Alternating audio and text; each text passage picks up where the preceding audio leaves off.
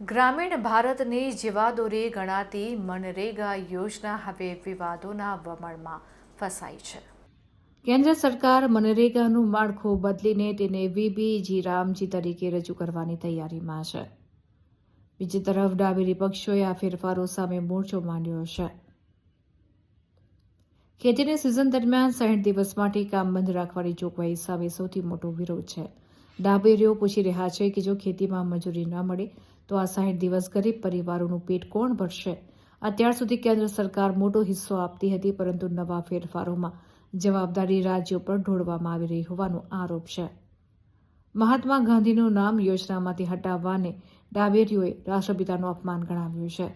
સરકારનું કહેવું છે કે આ ફેરફારોથી યોજના વધુ કાર્યક્ષમ બનશે અને ખેતીને પણ વેગ મળશે, પરંતુ મજૂર સંગઠનો અને રોજગાર ગેરંટીના કાયદાને નબળો પાડવાનું કાવતરું ગણાવી રહ્યા છે। હવે જોવાનું એ રહેશે કે વિપક્ષના આક્રોશ વચ્ચે સરકાર આ બિલમાં કોઈ સુધારા કરે છે કે નહીં।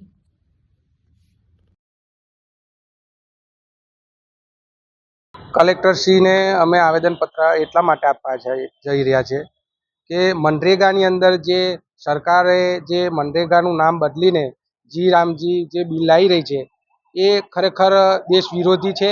અને જે મહાત્માજી ગાંધીજીનું જે નામ છે એ હટાવીને પાછું જી રામજી જે સરકાર લગાવી રહી છે એ એક વાહિયાત બિલ લાવી રહી છે। અને જે લોકોને જે રોજગાર જે 125 દિવસનો આ સરકાર જે આપવા જઈ રહી છે તે પણ એની અંદર સરકારશ્રી રજૂઆત જે કરે છે, પણ તે છતાં 20 થી 25 દિવસની જ રોજગારી આપે છે ગરીબોને, અને ગરીબોના જે રોજગાર જે છે તે રોજગાર છીનવી રહી છે।